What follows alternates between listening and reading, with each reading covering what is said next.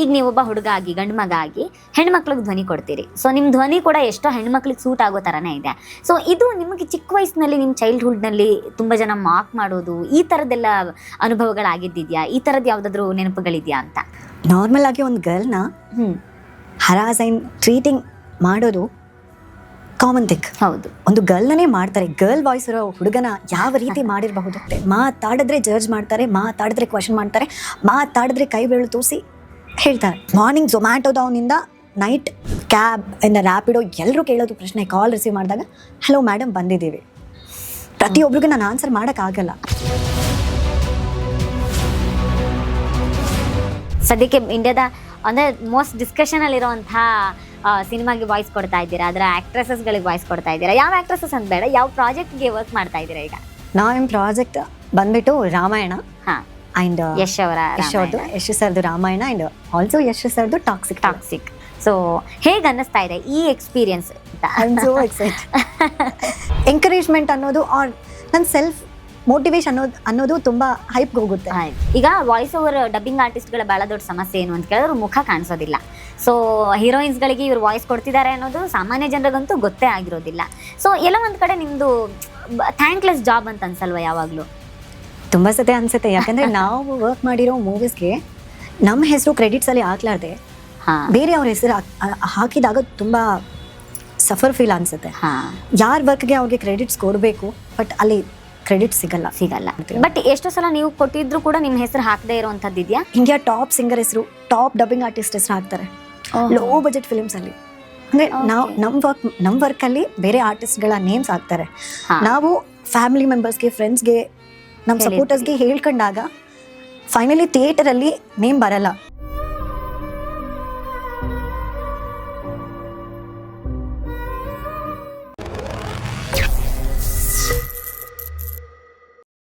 ನಮಸ್ಕಾರ, ಚೈತ್ರ ಕುಂದಾಪುರ ಪಾಡ್ಕಾಸ್ಟ್ಗೆ ಸ್ವಾಗತ. ಇವತ್ತು ನಮ್ಮ ಪಾಡ್ಕಾಸ್ಟ್ನಲ್ಲಿ ಒಬ್ಬ ಬಹಳ ವಿಭಿನ್ನವಾಗಿರುವ ಮತ್ತು ವಿಶೇಷವಾಗಿರುವ ವ್ಯಕ್ತಿ ಇದ್ದಾರೆ. ಇಡೀ ಭಾರತದ ಸಿನಿಲೋಕದಲ್ಲಿ ದಕ್ಷಿಣ ಭಾರತದ ಸಿನಿಲೋಕಕ್ಕೆ ತನ್ನ ಧ್ವನಿಯ ಮೂಲಕವೇ ತೂಕವನ್ನು ಕೊಟ್ಟಿರುವಂತಹ ಒಬ್ಬ ಅಪರೂಪದ ವ್ಯಕ್ತಿ. ಬಹುತೇಕರಿಗೆ ಧ್ವನಿ ಅಂದರೆ ಅವರ ಮುಖ ಕಾಣೋದಿಲ್ಲ, ಆದರೆ ಎಷ್ಟೋ ಮಂದಿ ಹೀರೋಯಿನ್ಗಳ ಹಿಂದಿನ ಕಾಣದ ಧ್ವನಿ ಇವರು. ಭಾರತದ ಮೊಟ್ಟ ಮೊದಲ male for female actresses dubbing artist ಇವರು, ನಾಯಿಕಾ ಮಾಡೆಲ್ ಇವರು. So doctor, psychiatrist, dancer, performer, ದಕ್ಷಿಣ ಭಾರತದ ಅತ್ಯಂತ ಬೇಡಿಕೆಯಲ್ಲಿರುವಂತಹ ಡಬ್ಬಿಂಗ್ ಆರ್ಟಿಸ್ಟ್ ಇವರು. ಸೊ ಇವರ ಬಗ್ಗೆ ಸಾಕಷ್ಟು ಚರ್ಚೆಗಳಾಗಿದೆ, ಇಡೀ ದಕ್ಷಿಣ ಭಾರತದಲ್ಲಿ ಚರ್ಚೆ ಆಗಿದೆ. ಆದರೆ ಇವರು ನಮ್ಮ ಕರ್ನಾಟಕದವರು ಅನ್ನುವಂಥದ್ದು ಬಹಳ ಹೆಮ್ಮೆಯ ವಿಚಾರ. ಭಾರತದ ಅತ್ಯಂತ ಪ್ರಸಿದ್ಧ ಸಿನಿಮಾಗಳು, ಅದರಲ್ಲೂ ವಿಶೇಷವಾಗಿ ಇವತ್ತು ಅಂತಾರಾಷ್ಟ್ರೀಯ ಮಟ್ಟದಲ್ಲಿ ಸುದ್ದಿ ಮಾಡ್ತಾ ಇರುವ ಟಾಕ್ಸಿಕ್ ಇರಬಹುದು, ರಾಮಾಯಣ ಇರಬಹುದು, ಇಂತಹ ಅದ್ಧೂರಿ ಸಿನಿಮಾಗಳ ಹಿಂದಿನ ಧ್ವನಿಯಾಗಿರುವಂತಹ ಆದ್ಯ ಹನುಮಂತು ಅವರು, ಡಾಕ್ಟರ್ ಆದ್ಯ ಹನುಮಂತು ಅವರು ನಮ್ಮ ಜೊತೆಗಿದ್ದಾರೆ. ಸೊ ಅವ್ರ ಜೊತೆಗಿನ ಇವತ್ತಿನ ಮಾತುಕತೆಯನ್ನು ಕಂಟಿನ್ಯೂ ಮಾಡೋಣ. ಮೊದಲು ಅವರಿಗೆ ಕಾರ್ಯಕ್ರಮಕ್ಕೆ ವೆಲ್ಕಮ್ ಮಾಡ್ಕೊಳ್ಳೋಣ. ನಮಸ್ಕಾರ ಡಾಕ್ಟರ್ ಆದ್ಯ ಹನುಮಂತು ಅವರೇ. ನಮಸ್ಕಾರ ಮ್ಯಾಮ್. ಹೇಗಿದ್ದೀರಿ? ನಾನು ಚೆನ್ನಾಗಿದ್ದೀನಿ, ನೀವು ಹೇಗಿದ್ದೀರಾ? ನಾನು ತುಂಬ ಚೆನ್ನಾಗಿದ್ದೀನಿ. ಸೊ ಖುಷಿ ಆಗ್ತಾ ಇದೆ. ನಾನು ನಿಮ್ಮನ್ನು ಹೇಗೆ ಇಂಟ್ರೊಡ್ಯೂಸ್ ಮಾಡಬೇಕು ಅಂತಲೇ ಗೊತ್ತಾಗಲ್ಲ. ಒಂದು ಕಡೆ ನಾಯಿಕಾಗೆ ಕಾಸ್ಮೆಟಿಕ್ ಮಾಡೆಲ್ ಆಗಿದ್ದೀರಿ, ಇನ್ನೊಂದು ಕಡೆ ಡಾಕ್ಟರ್ ಆಗಿದ್ದೀರಿ, ಇನ್ನೊಂದು ಕಡೆ ಸೈಕಿಯಾಟ್ರಿಸ್ಟ್ ಕೂಡ ನೀವು, ಜೊತೆಗೆ ಮಾಡೆಲ್, ಎಲ್ಲನೂ ಆಗಿರೋ ನಿಮ್ಮನ್ನು ನೀವು ಹೇಗೆ ಗುರುತಿಸ್ಕೊಳ್ಳೋದಕ್ಕೆ ಇಷ್ಟಪಡ್ತೀರಿ ಅಂತ? I am first of all my self. ನಾನು ಇಂಟ್ರೊಡ್ಯೂಸ್ ಆಗೋದು ನಾನೊಬ್ಬ ಕನ್ನಡಿಗನಾಗಿ, ಎಲ್ಲದಕ್ಕಿಂತ ನಿಜ. ಸೊ ನಂದು ರಾಯಚೂರು. ಸೊ ನಾನು ಕರ್ನಾಟಕದಿಂದ ದಕ್ಷಿಣ ಭಾರತದ ಬಹುತೇಕ ಚಲನಚಿತ್ರಗಳಿಗೆ ಡಬ್ಬಿಂಗ್ ಆರ್ಟಿಸ್ಟ್ ಆಗಿ ವರ್ಕ್ ಮಾಡ್ತಾ ಇದ್ದೀನಿ. ಸೊ ನಿಮಗೆ ಡಬ್ಬಿಂಗ್ ಆರ್ಟಿಸ್ಟ್ ಅಂತ ಹೇಳ್ಕೊಳ್ಳೋದ್ರಲ್ಲಿ ಒಂದು ಬೇರೆನೇ ಖುಷಿ ಇದೆ ಅಂತ ಅನ್ಕೊಳ್ತೇನೆ. So doctor Adya Hanumanthu as a dubbing artist ಅಂತ ಕರೆದ್ರೆ ಖುಷಿ ಆಗುತ್ತಾ ನಿಮ್ಮನ್ನ? ಓಕೆ, ನನಗೆ ಬಹಳ ತುಂಬ ಕುತೂಹಲ ಇರುವಂಥ ಕ್ವಶನ್ ಅಂದರೆ, ದಕ್ಷಿಣ ಭಾರತದ ತುಂಬ ಫೇಮಸ್ ನಟಿ ಸಾಯಿ ಪಲ್ಲವಿ ಅವರು. ಸೊ ಅವರ ಬಹುತೇಕ ಸಿನಿಮಾಗಳಿಗೆ ನೀವು ವಾಯ್ಸ್ ಕೊಟ್ಟಿದ್ದೀರಿ. ಸೊ ಹೇಗಿತ್ತು ಇದರ ಎಕ್ಸ್ಪೀರಿಯನ್ಸು? ಯಾವ ಸಿನಿಮಾಗಳಿಗೆಲ್ಲ ಕೊಟ್ಟಿದ್ದೀರಿ? ಅದರದ್ದು ಯಾವುದಾದ್ರು ಒಂದು ಕ್ಲಿಪ್ಪಿಂಗ್ ನಮ್ಮ ಜೊತೆ share ಮಾಡ್ಕೊಳ್ಬೋದಾ? Sure, definitely. So one of the most craziest actor and the famous and special actor Sai Pallavi ma'am. I'm a huge fan of ಅವ್ರಿಗೆ. ನಾನು ತುಂಬ ದೊಡ್ಡ ಫ್ಯಾನ್ ಅವ್ರಿಗೆ. ಸೊ ನಾನಿಲ್ಲಿ ಸ್ಪೆಷಲ್ ಆಗಿ ಅವ್ರಿಗೆ ಮಾತ್ರ ಡಬ್ಬಿಂಗ್ ಮಾಡ್ತಾ ಇಲ್ಲ. ಸೊ ಮೆನಿ ಹೀರೋಯಿನ್ಸ್ಗೆ ನಾನು ವರ್ಕ್ ಮಾಡ್ತಾ ಇದ್ದೀನಿ. ಅದ್ರ ಜೊತೆಗೆ ಅವ್ರ ಮೂವೀಸ್ ವರ್ಕ್ ಮಾಡುವಾಗ ಒಂದು ಸ್ಪೆಷಲ್ ಮೂಮೆಂಟ್ ಸಿಗುತ್ತೆ. ಜಸ್ಟ್ ನಾ ಹೋಗ್ಬಿಟ್ಟು ವಾಯ್ಸ್ ಕೊಟ್ಟರೆ ಸಾಕು, ಮ್ಯಾಚ್ ಆಗಿಬಿಡುತ್ತೆ. ಅದು ನನಗೆ ತುಂಬ ಸ್ಪೆಷಲ್ ಥಿಂಗ್. ಸ್ಪೆಷಲ್. ಯಾವ ಸಿನಿಮಾಗೆಲ್ಲ ಕೊಟ್ಟಿದ್ದೀರಿ ಅವ್ರಿಗೆ? ಪ್ರೀತಿಯ ದೇವತೆ, ಹಾ, ಪ್ರೀತಿ ಅಂತ ದೇವತೆ ಕನ್ನಡದಲ್ಲಿ. ಫಿದಾ. ಹಾ, ಫಿದಾ. ಸೊ ಅದಕ್ಕೆ ಕೊಟ್ಟಿರೋದು. Okay that most famous version in Telugu. Okay. So ತೆಲುಗುನಲ್ಲೂ ಕನ್ನಡದಲ್ಲೂ ಅವ್ರಿಗೆ ನೀವೇ ಕೊಟ್ಟಿದ್ದೀರಿ. ಹಾ. ಇದು ಫಿದಾ ಸಿನಿಮಾದು ಕನ್ನಡ ವರ್ಷನ್ ಪ್ರೀತಿಯ ದೇವತೆ ಏನಿದೆ ಪ್ರೀತಿಯ ದೇವತೆ. ಅದಕ್ಕೆ ಸಾಯಿ ಪಲ್ಲವಿ ಅವರಿಗೆ ನೀವು ವಾಯ್ಸ್ ಡಬ್ ಮಾಡಿರೋದು. So most of Telugu Kannada ಜನ ತೆಲುಗುನ ಮೂವಿನ ತುಂಬ ಪ್ರಿಫರ್ ಮಾಡಿದ್ರು. ಅದರಲ್ಲಿ ತುಂಬ ಫೇಮಸ್ ಡೈಲಾಗ್ ಒಂದಿದೆ. ಸೊ ಸ್ಟಾರ್ಟಿಂಗ್ ಅಲ್ಲಿ ಅವರು ಹೀರೋನ ಪಿಕ್ ಮಾಡಬೇಕಾದ್ರೆ ರೈಲ್ವೆ ಸ್ಟೇಷನ್ ಸೀನ್ ಒಂದಿದೆ. ಹೌದು. ಹಾಗ ಬಾಡ್ಕೋ ಬಲ್ಸಿಂದಾರ ಬುಕ್ಕಲ್ಲಿರೋ ಕೊಡ್ತಾ ನಕರಾಲ.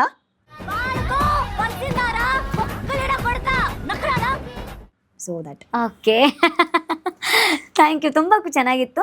ಅಂದರೆ ನಿಮಗೆ ಈ ಥರ ಜನ ಯಾರಾದರೂ ಗುರ್ತು ಹಿಡಿದಿರೋದಿದೆಯಾ ವಾಯ್ಸ್ ಅನ್ನೋ ವಿಚಾರ ಬಂದಾಗ? ಈಗ ವಾಯ್ಸ್ ಓವರ್ ಡಬ್ಬಿಂಗ್ ಆರ್ಟಿಸ್ಟ್ಗಳ ಭಾಳ ದೊಡ್ಡ ಸಮಸ್ಯೆ ಏನು ಅಂತ ಕೇಳಿದ್ರೆ ಮುಖ ಕಾಣಿಸೋದಿಲ್ಲ. ಸೊ ಹೀರೋಯಿನ್ಸ್ಗಳಿಗೆ ಇವ್ರು ವಾಯ್ಸ್ ಕೊಡ್ತಿದ್ದಾರೆ ಅನ್ನೋದು ಸಾಮಾನ್ಯ ಜನರಿಗಂತೂ ಗೊತ್ತೇ ಆಗಿರೋದಿಲ್ಲ. ಸೊ ಎಲ್ಲ ಒಂದು ಕಡೆ ನಿಮ್ಮದು ಥ್ಯಾಂಕ್ಲೆಸ್ ಜಾಬ್ ಅಂತ ಅನ್ಸಲ್ವಾ ಯಾವಾಗಲೂ? ತುಂಬ ಸತೆ ಅನ್ಸುತ್ತೆ. ಯಾಕಂದರೆ ನಾವು ವರ್ಕ್ ಮಾಡಿರೋ ಮೂವೀಸ್ಗೆ ನಮ್ಮ ಹೆಸರು ಕ್ರೆಡಿಟ್ಸಲ್ಲಿ ಹಾಕ್ಲಾರ್ದೆ ಬೇರೆ ಅವ್ರ ಹೆಸರು ಹಾಕಿದಾಗ ತುಂಬ ಸಫರ್ ಫೀಲ್ ಅನಿಸುತ್ತೆ. ಯಾರ ವರ್ಕ್ಗೆ ಅವ್ರಿಗೆ ಕ್ರೆಡಿಟ್ಸ್ ಕೊಡಬೇಕು, ಬಟ್ ಅಲ್ಲಿ ಕ್ರೆಡಿಟ್ ಸಿಗಲ್ಲ. ಅದು ತುಂಬ ಸಫರಿಂಗ್ ಮ್ಯಾಟರ್. ಆಲ್ಸೋ ಕೆಲವೊಂದು ಮೂವೀಸ್ಗೆ ನಾವು ವರ್ಕ್ ಮಾಡಿದಾಗ ವಿ ಫೀಲ್ ವೆರಿ ಪ್ರೌಡ್, ನಮ್ಮ ವಾಯ್ಸ್ ಈ ಆ್ಯಕ್ಟರ್ಗೆ ಸೆಟ್ ಆಗಿದೆ ಅಂತ. ಸೊ ಆ ಮೂಮೆಂಟ್ ನಾವು ತುಂಬ ಸ್ಪೆಷಲ್ ಆಗಿ ಟ್ರೀಟ್ ಮಾಡ್ತೀವಿ. ಬಟ್ ಎಷ್ಟೋ ಸಲ ನೀವು ಕೊಟ್ಟಿದ್ರು ಕೂಡ ನಿಮ್ಮ ಹೆಸರು ಹಾಕದೇ ಇರುವಂಥದ್ದು ಇದೆಯಾ? ಆ ಥರದ ಘಟನೆಗಳಿದೆಯಾ? ಅಂದರೆ ನೀವು ಹೌದಾ? ತುಂಬ ಸಿನಿಮಾಸಲ್ಲಿ ಇಂಡಿಯಾ ಟಾಪ್ ಸಿಂಗರ್ ಹೆಸರು, ಟಾಪ್ ಡಬ್ಬಿಂಗ್ ಆರ್ಟಿಸ್ಟ್ ಹೆಸರು ಹಾಕ್ತಾರೆ ಲೋ ಬಜೆಟ್ ಫಿಲಿಮ್ಸಲ್ಲಿ. ಅಂದರೆ ನಾವು ನಮ್ಮ ವರ್ಕಲ್ಲಿ ಬೇರೆ ಆರ್ಟಿಸ್ಟ್ಗಳ ನೇಮ್ಸ್ ಹಾಕ್ತಾರೆ. ನಾವು ಫ್ಯಾಮಿಲಿ ಮೆಂಬರ್ಸ್ಗೆ, ಫ್ರೆಂಡ್ಸ್ಗೆ, ನಮ್ಮ ಸಪೋರ್ಟರ್ಸ್ಗೆ ಹೇಳ್ಕೊಂಡಾಗ ಫೈನಲಿ ಥಿಯೇಟರಲ್ಲಿ ನೇಮ್ ಬರಲ್ಲ. ಸೊ ಆಗ ಅಷ್ಟು ವರ್ಕ್ ಮಾಡಿನೂ ಕೂಡ ಹೆವಿ ಆಗುತ್ತೆ, ಹಾರ್ಟ್ ಕ್ರೆಡಿಟ್ ಸಿಗಲ್ಲ ಅಂದಾಗ. ಸೊ ನನಗೆ ಬಹಳ ಕುತೂಹಲ ಇರೋದು, ಈಗ ನೀವೊಬ್ಬ ಹುಡುಗ ಆಗಿ ಗಂಡು ಮಗ ಆಗಿ ಹೆಣ್ಮಕ್ಳಿಗೆ ಧ್ವನಿ ಕೊಡ್ತೀರಿ. ಸೊ ನಿಮ್ಮ ಧ್ವನಿ ಕೂಡ ಎಷ್ಟೋ ಹೆಣ್ಮಕ್ಳಿಗೆ ಸೂಟ್ ಆಗೋ ಥರನೇ ಇದೆ. ಸೊ ಇದು ನಿಮಗೆ ಚಿಕ್ಕ ವಯಸ್ಸಿನಲ್ಲಿ ನಿಮ್ಮ ಚೈಲ್ಡ್ಹುಡ್ನಲ್ಲಿ ತುಂಬ ಜನ ಮಾರ್ಕ್ ಮಾಡೋದು, ಈ ಥರದ್ದೆಲ್ಲ ಅನುಭವಗಳಾಗಿದ್ದಿದೆಯಾ? ಈ ಥರದ್ದು ಯಾವುದಾದ್ರೂ ನೆನಪುಗಳಿದೆಯಾ ಅಂತ? ನಾರ್ಮಲ್ ಆಗಿ ಒಂದು ಗರ್ಲ್ನ ಹರಾಸ್ ಆ್ಯಂಡ್ ಟ್ರೀಟಿಂಗ್ ಮಾಡೋದು ಕಾಮನ್ ಥಿಂಗ್. ಹೌದು. ಒಂದು ಗರ್ಲ್ನೇ ಮಾಡ್ತಾರೆ. ಗರ್ಲ್ ವಾಯ್ಸ್ ಇರೋ ಹುಡುಗನ ಯಾವ ರೀತಿ ಮಾಡಿರಬಹುದು? ನಿಜ. ತುಂಬ ಇದುವರೆಗೂ ಮಾಡ್ತಾರೆ, ಇದುವರೆಗೂ ನಡೆಯುತ್ತೆ. ಮಾತಾಡಿದ್ರೆ ಜಡ್ಜ್ ಮಾಡ್ತಾರೆ, ಮಾತಾಡಿದ್ರೆ ಕ್ವಶನ್ ಮಾಡ್ತಾರೆ, ಮಾತಾಡಿದ್ರೆ ಕೈ ಬೆರಳು ತೋರಿಸಿ ಹೇಳ್ತಾರೆ, ಆರ್ ಯು ದಿಸ್ ಅಂತ. ಓಕೆ. ಆ ಥರ ಮಾರ್ನಿಂಗ್ ಝೊಮ್ಯಾಟೋದವನಿಂದ ನೈಟ್ ಕ್ಯಾಬ್ ಇಂದ ರ್ಯಾಪಿಡೋ ಎಲ್ಲರೂ ಕೇಳೋದು ಪ್ರಶ್ನೆ, ಕಾಲ್ ರಿಸೀವ್ ಮಾಡಿದಾಗ ಹಲೋ ಮೇಡಮ್ ಬಂದಿದ್ದೀವಿ. ಪ್ರತಿಯೊಬ್ಬರಿಗೂ ನಾನು ಆನ್ಸರ್ ಮಾಡೋಕ್ಕಾಗಲ್ಲ. ಸೊ ನಾನು ಅದನ್ನು ತುಂಬ ಸಿಂಪ್ಲಿ ಆಗಿ ತೊಗೊಂಡಿದ್ದೀನಿ. ಬಟ್ ಚೈಲ್ಡ್ಹುಡ್ನಲ್ಲಿ ಆಗಿನ ಇಷ್ಟು ಮೆಚುರಿಟಿ ಬಂದಿರಲ್ಲ, ಆಗ ಹೇಗೆ ಇದನ್ನು ಫೇಸ್ ಮಾಡ್ತಿದ್ರಿ ಅಂತ? ಚೈಲ್ಡ್ಹುಡ್ಡಲ್ಲಿ ಹೊರಗಡೆ ನಡಿಬೇಕು ಅಂತಿಲ್ಲ, ಟೀಸಿಂಗ್ ಮನೆ ಪರ್ಸನ್ಸ್ ಜೊತೆನೂ ನಡೆಯುತ್ತೆ. ಸೊ ಮನೆಯಲ್ಲಿ ಅಂದರೆ ಈಗ ನಮ್ಮ ಕಸಿನ್ಸ್ ಯಾರೋ ಇರ್ತಾರೆ, ಅಕ್ಕಪಕ್ಕದ ಮನೆಯವ್ರು ಯಾರೋ ಇರ್ತಾರೆ. ಸೊ ಈ ಥರ ಅವರೆಲ್ಲ ಮಾಕ್ ಮಾಡಿದಾಗ ಹೇಗೆ ಅನಿಸ್ತಿತ್ತು? ಅಂದರೆ ಇದನ್ನು ಹೇಗೆ ಓವರ್ಕಮ್ ಮಾಡಿದ್ರಿ ನೀವು ಅಂತ? ಆ ಮೂಮೆಂಟ್ ತುಂಬ ವರ್ಸ್ಟ್ ಮೂಮೆಂಟ್. ಕೆಲವೊಂದು ಸತಿ ಸ್ಕೂಲಲ್ಲಿ ಫ್ರೆಂಡ್ಸ್ ಟೀಸ್ ಮಾಡಿದಾಗ ಸ್ಕೂಲೇ ಬಿಟ್ಬಿಡಬೇಕು ಅನ್ನೋ ಥಾಟ್ ಬರುತ್ತೆ. ಸೊ ಅಮ್ಮ ಹೇಳೋದು ಒಂದೇ, ನೀನೇನೋ ನಮ್ಗೆ ಗೊತ್ತು. ಸೊ ಏನೇ ಆಗಿರಲಿ ನೀನು ಏನೋ ಅಚೀವ್ ಮಾಡಿದ್ರೇ ಅವ್ರಿಗೆ ಸರಿಯಾದ ಆನ್ಸರ್ ಸಿಗುತ್ತೆ ಅಂತ. ಸೊ ಇದುವರೆಗೂ ನನ್ನ ಫ್ಯಾಮಿಲಿ, ಅಮ್ಮ ಅಪ್ಪ ಎಲ್ಲರೂ ಸಪೋರ್ಟ್ ನಮ್ಮ ಫ್ಯಾಮಿಲಿ ಕಡೆಯಿಂದ ಮಾತ್ರ ಸಿಗುತ್ತೆ. ಸೊ ಫ್ಯಾಮಿಲಿ ಸಪೋರ್ಟಿಂದ ಇದು ಈ ವಾಯ್ಸ್ ಏನಿದೆ ನಿಮ್ಮನ್ನೇನು ಜನ ಮಾರ್ಕ್ ಮಾಡಿದ್ದಾರೆ, ಸೊ ಅದನ್ನೇ ನೀವೀಗ ನಿಮ್ಮ ಸ್ಟ್ರೆಂತ್ ಆಗಿ ಮಾಡ್ಕೊಂಡ್ರಿ. ಸೊ ಬಟ್ ಈ ಡಬ್ಬಿಂಗ್ ಜರ್ನಿ ಅನ್ನೋದು ಯಾವ ಏಜಲ್ಲಿ ಪ್ರಾರಂಭ ಆಯಿತು? ಯಾವಾಗ ಶುರು ಮಾಡಿದ್ರಿ? ಸೊ ಇದು ನನ್ನ ಚೈಲ್ಡ್ಹುಡ್ಡಲ್ಲೇ ಮ್ಯಾಮ್ ಸ್ಟಾರ್ಟ್ ಆಗಿದ್ದು. ಓಕೆ. ಜಸ್ಟ್ ನಾನು ನಾರ್ಮಲ್ ಆಗಿ ಹೈದ್ರಾಬಾದ್ಗೆ ಹೋಗಿದ್ದೆ ನನ್ನ ಅಂಕಲ್ ಮನೆಗೆ. ಅಲ್ಲಿ ಮನೆಯಲ್ಲಿ ನನ್ನ ಕಸಿನ್ಸ್ ಜೊತೆ ಜಗಳ ಮಾಡಬೇಕಾದ್ರೆ ನಾರ್ಮಲ್ ಆಗಿ ನಗ್ತಾ ಜಗಳ ಮಾಡ್ತಿರ್ಬೇಕಾದ್ರೆ ಮನೆ ಪಕ್ಕದಲ್ಲಿರೋ ಸೌಂಡ್ ಇಂಜಿನಿಯರ್ ನೋಡಿ ಅವರು ಕೇಳಿದ್ರಂತೆ ನಮ್ಮ ಅಂಕಲ್ನ, ಯಾರು ಆ ಹುಡುಗಿ ತುಂಬ ಗಲಾಟೆ ಮಾಡ್ತಿದ್ದಾಳೆ ಮನೆಯಲ್ಲಿ ಅಂತ. ಸೊ ನಮ್ಮ ಮನೆಯಲ್ಲಿ ಯಾರು ಹುಡುಗಿರಿಲ್ಲ ಅಂತ ಅಂಕಲ್ ಹೇಳಿದ್ರೆ ಮತ್ತೆ ಸೇಮ್ ರೊಟೀನ್ ನೆಕ್ಸ್ಟ್ ಡೇ ಅದೇ ಸೌಂಡು. ಸೊ ಡೈರೆಕ್ಟ್ ಅವರು ಬಂದ್ಬಿಟ್ಟು ಕೇಳಿದ್ರು ಯಾರು ಅಂತ. ಆಗ ನನ್ನ ವಾಯ್ಸ್ ಕೇಳಿ he is also shock. Same ಚಿಕ್ಕ ಮಗಳ ಥರ ಹುಡುಗಿ ಥರ ಬರ್ತಾ ಇದೆ ಅಂತ ಅವ್ರ ಸ್ಟುಡಿಯೋಗೆ ಹೋಗಿ ಕರ್ಕೊಂಡು ಹೋಗಿ ಡಬ್ಬಿಂಗ್ ಟ್ರೈ ಮಾಡಿಸಿದ್ರು ನಾರ್ಮಲ್ ಸೀರಿಯಲ್ಸ್ಗೆ. ಅಲ್ಲಿಂದ ಸ್ಟಾರ್ಟ್ ಆಯಿತು. ಅನ್ಎಕ್ಸ್ಪೆಕ್ಟೆಡ್ ಜರ್ನಿ ಇದು. ಅನ್ಎಕ್ಸ್ಪೆಕ್ಟೆಡ್ ಅವರು ದಿಢೀರಂತ ಬರ್ತಾರೆ. ಸೊ ಅವರೇ ನಿಮ್ಮನ್ನು ಕರ್ಕೊಂಡು ಹೋಗಿ ಡಬ್ಬಿಂಗ್ ಮಾಡಿಸ್ತಾರೆ. ಸೊ ಹೇಗಿತ್ತಾ ಫಸ್ಟ್ ಡಬ್ಬಿಂಗ್? ಫಸ್ಟಲ್ಲಿ ಅದು ಡಬ್ಬಿಂಗ್ ಅಂತ ನನಗೆ ಗೊತ್ತೇ ಇಲ್ಲ. ನಾನು ಸ್ಟಾರ್ಟ್ ಮಾಡಿದ್ಮೇಲೆ 1-2 ವರ್ಷ ಆದಮೇಲೆ ಹೀಸ್ ಕಾಲಿಂಗ್ ಅಗೇನ್ ಹಾ. ಕಾಲ್ ಮಾಡಿ ಇನ್ನೂ ವಾಯ್ಸ್ ಆಗಿದೆನಾ ಅಂತ ಕೇಳಿದ ಮೇಲೆ then I take the next decision. I dub for Avika Gaur ma'am. Okay, Avika Gaur. Okay, so ಅವರದ್ದು ಯಾವ ಪ್ರಾಜೆಕ್ಟ್ಗೆ ಫಸ್ಟ್ ಮಾಡಿದ್ರಿ ನೀವು? ಹಿಂದಿಯಲ್ಲಿ ಟರ್ನ್ ಆಗಿರೋ ಬಾಲವಧು, ಲೈಕ್ ಚಿನ್ನಾರಿ ಪೆಳ್ಳಿ ಕೂತರು ಸೀರಿಯಲ್. ಹಾ, ಸೀರಿಯಲ್. ಐ ಜಸ್ಟ್ ಕೆಲವೊಂದು ಎಪಿಸೋಡ್ಸ್ಗಳಿಗೆ ಮಾತ್ರ ಕೊಟ್ಟಿರೋದು. ಹಾ, ಇನ್ನು ಅಲ್ಲಿಂದ ಹೀರೋಯಿನ್ಸ್ಗೆ ಹೇಳಕ್ಕೆ ಸ್ಟಾರ್ಟ್ ಆಯಿತು. ಸೊ ಫಸ್ಟ್ ಸೀರಿಯಲ್ ಅದು ಎಷ್ಟು ಟೈಮ್ ಅದಕ್ಕೆ ಡಬ್ ಮಾಡಿದ್ರಿ ಬಲವದು ಇದಕ್ಕೆ?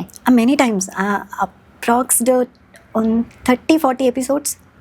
ನೀವು ಮಾಡಿದ್ದೀರಿ ಅದಕ್ಕೆ. ಸೊ ಅದು 13-14 ಇಯರ್ಸ್ ಏಜ್ನಲ್ಲಿ ನೀವು ಮಾಡಿದ್ದು. ಅದಾದ ನಂತರ ಮತ್ತೆ ಗ್ಯಾಪ್ ತೊಗೊಂಡ್ರೆ ಹೇಗೆ? ಲಿಟಲ್ ಗ್ಯಾಪ್ ಬಂದಮೇಲೆ ಹಾಂ, ರಕುಲ್ ಪ್ರೀತ್ ಸಿಂಗ್ ಅವ್ರದ್ದು ಸಿನಿಮಾ ಬಂತು, ಫಸ್ಟ್ ಫಿಲ್ಮ್. ಹಾಂ, ಲೈಕ್ ತಿರುಪತಿ ಎಕ್ಸ್ಪ್ರೆಸ್, ಕೃತಿಕಾರ ಬಂದ್ ಮ್ಯಾಮ್ ಅವ್ರದ್ದು. ಸೊ ಅದಕ್ಕೆ ಆ ಫುಲ್ ಫಿಲ್ಮ್ಗೆ ನೀವೇ. ಸೊ ಫಸ್ಟ್ ಡಬ್ಬಿಂಗ್ ಅದು first film, first experience is a worst experience. ಎಷ್ಟು ಹತ್ತಿದ್ದೀನಿ ಅಂದರೆ ಎಲ್ಲ ಸೆಲೆಕ್ಟ್ ಮಾಡಿದ್ಮೇಲೆ ಅರ್ಧ ಡಬ್ಬಿಂಗ್ ಮುಗಿದ್ಮೇಲೆ ಡಿಲೀಟ್ ಮಾಡಿಸಿದ್ರು ಡಬ್ಬಿಂಗ್ನ, ನಿನ್ನ ಕೈಯಲ್ಲಿ ಆಗಲ್ಲ ಅಂತ. So theatre first experience, like studio first experience. Water ಕುಡಿದ್ರೆ ವಾಯ್ಸ್ ಚೇಂಜ್ ಆಗಿಬಿಡ್ತಿದೆ.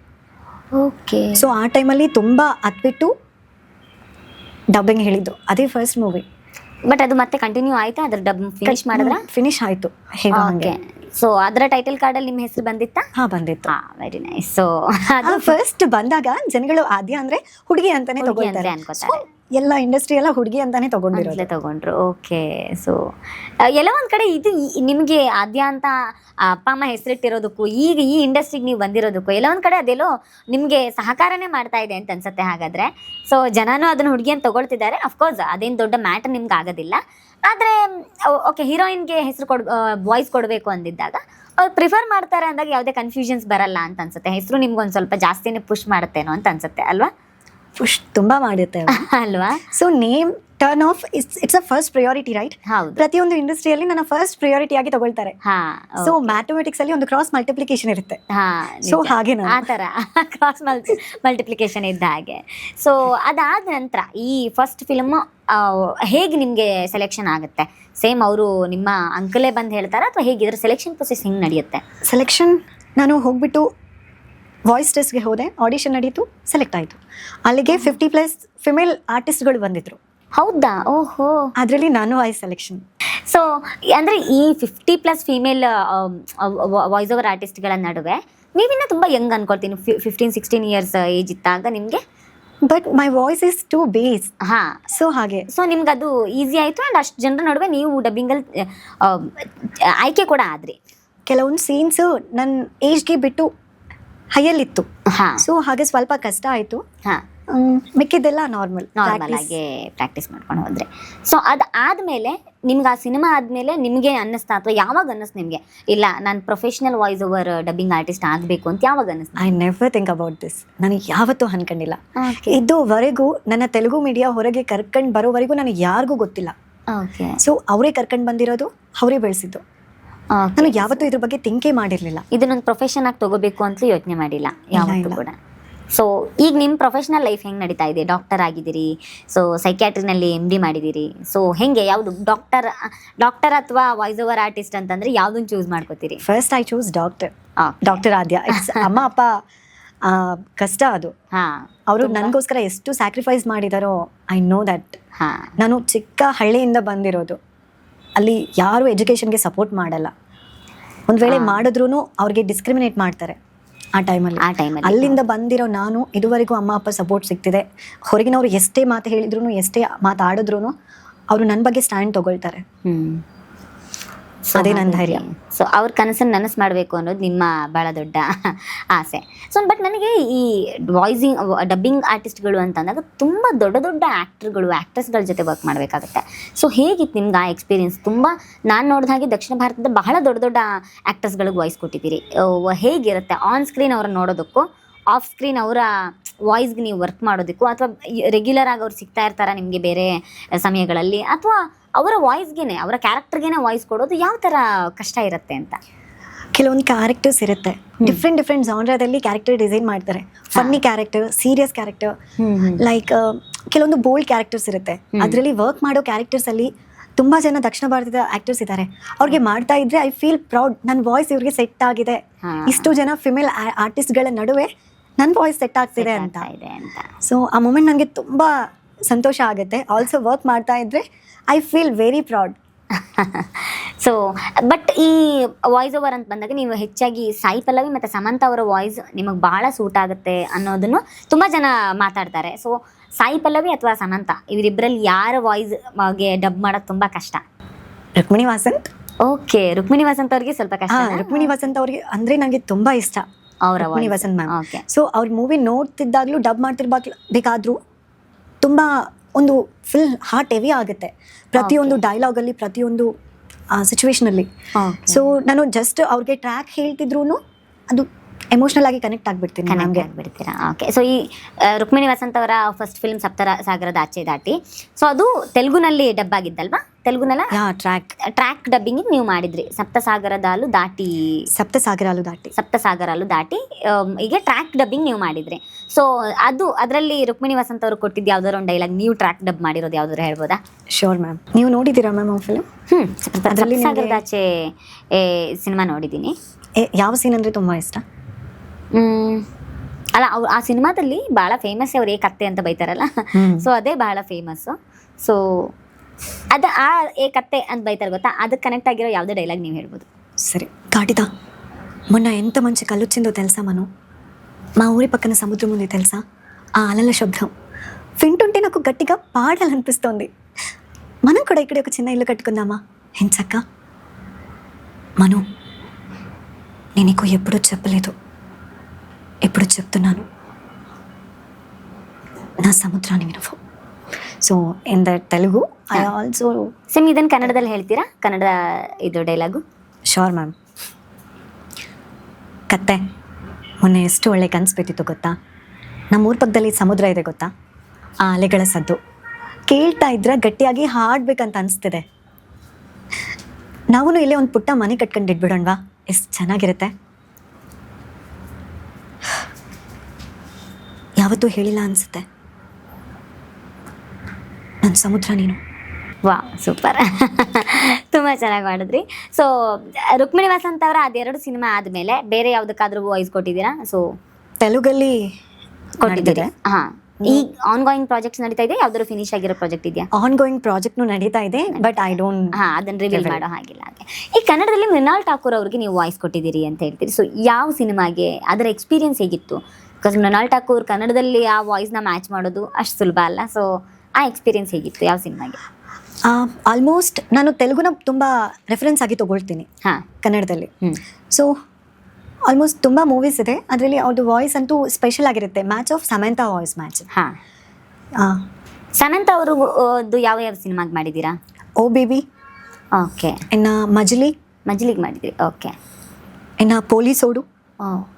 ಸೊ ಅಂದ್ರೆ ಒಂದ್ಸಲ ಈ ಹೀರೋಯಿನ್ಸ್ಗಳ ವಾಯ್ಸ್ ನಿಮ್ಗೆ ಸೆಟ್ ಆದ್ರೆ ಮತ್ತೆ ನೀವೇ ಬೇಕು ಅಂತ ಅನ್ಸ್ಬಿಡುತ್ತೆ ಅನ್ಸುತ್ತೆ ಅಲ್ವಾ? ಕೆಲವು ಕ್ಯಾರೆಕ್ಟರ್ ಕೆಲವೊಬ್ರು ಡೆಫಿನೆಟ್ ಆಗಿ ಪ್ರಿಫರ್ ಮಾಡ್ತಾರೆ.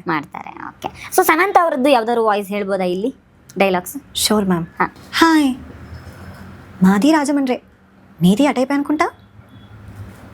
చూస్తేనే తెలుస్తుంది ఎటకారం అరనెత్తికెక్కింది. హాయ్, నా పేరు స్వాతి, నేను ఇక్కడ ఇల్లు రెంట్ కోసం వచ్చా, దొరుకుతుందా? Like the voice. ఆల్సో ఇచ్చేవాడుంటే సచ్చేది కూడా లేచి కూర్చుంటుందంట నీలాంటిది. ఏమయ్యా సావిరా అంటే, లేదు మాఘమాసం ఇంకా రాలేదు, వచ్చిన తర్వాత వస్తా అని చెప్పిందంట. ಸೊ ಅವ್ರದ್ದು ಸ್ವಲ್ಪ ಡಿಫ್ರೆಂಟ್ ಆಗಿರುತ್ತೆ ಆ ಕ್ಯಾರೆಕ್ಟರ್. ಸೊ ಹೀಗೆ ಕ್ಯಾರೆಕ್ಟರ್ ವಾಯ್ಸ್ ಮೇಲೆ ಈ ವಾಯ್ಸ್ ವೇರಿಯೇಷನ್ಸ್ ತುಂಬಾ ಚೇಂಜ್ ಆಗುತ್ತೆ ಅಲ್ವಾ? ಕೆಲವೊಂದು ಅವ್ರದ್ದೇ ಕ್ಯಾರೆಕ್ಟರ್ಸ್ ನೋಡಿದ್ರೆ ತುಂಬಾ ಸಾಫ್ಟ್ ಕ್ಯಾರೆಕ್ಟರ್ಸ್ ಇರುತ್ತೆ. ಮಜಲಿ ಸಿನಿಮಾ ಅಂತ ಒಂದಿದೆ, ಅದರಲ್ಲಿ ఇక నేనెందుకండి, నీకు కావాల్సిన వాళ్ళందరూ ఇక్కడే ఉన్నారు కదా. ఎన్ని రోజులు నేను మిమ్మల్ని భరించలేదు, ప్రాణం కంటే ఎక్కువగా ప్రేమించాను. ఈ 10 రోజులు మీరు నన్ను ప్రేమిస్తున్నట్టు నటిస్తుంటే ఆ ప్రేమ అబద్ధమని గుర్తొచ్చిన ప్రతిసారి నా ప్రాణం పోతున్నట్టుందండి ಅಂತ ಆಳ್ತಾ ಹೇಳ್ತಾರೆ. ಸೊ ಅದೆರಡು. ಈ ಮೃಣಾಲ್ ಠಾಕೂರ್ ಅವರದ್ದು, ಸೊ ಅವ್ರದ್ದು ಕನ್ನಡದಲ್ಲಿ ಕೊಟ್ಟಿದ್ದೀರಿ ಅಂತ ಯಾವ್ದಾದ್ರು ನೆನಪಿದೆಯಾ? ಮೃಣಾಲ್ ಠಾಕೂರ್ ಅವ್ರದ್ದು ಕನ್ನಡದಲ್ಲಿ ನೆನಪಿದೆ ಮ್ಯಾಮ್. ಯಾವ ಸಿನಿಮಾ ಕೊಟ್ಟಿದ್ದೆ? ಸೋಲ್ಜರ್, ಲೆಫ್ಟಿನೆಂಟ್ ರಾಮ್ ಅಂತ ಸೀತಾರಾಮ್. ಅದರಲ್ಲಿ ಒಂದು ಲೆಟರ್ ಸೀನ್ಸ್ ಇರುತ್ತೆ. ಹಾ ಕರೆಕ್ಟ್. ಈ ಸೀತಾರಾಮಂದು ಅವರ ಲೆಟರ್ ಇವರಿಗೆ ತಲುಪೋ ಸೀನ್ ಬರುತ್ತೆ. Scenes. ರಶ್ಮಿಕಾ ಮಂದಣ್ಣ ಅವ್ರು ತಲುಪಿಸ್ಬೇಕಾಗಿರುತ್ತೆ. ಸೊ ಅದು ಏನಯ್ಯ ರಾಮಯ್ಯ, ನೀನೇನಾ ಕಾಶ್ಮೀರದಿಂದ ಈ ಮಂಜನ್ನ ಕಳಿಸ್ತಿದ್ಯಾ? ಇಲ್ಲಿ ಬರೀ ಚಳಿ ಉಂಟು.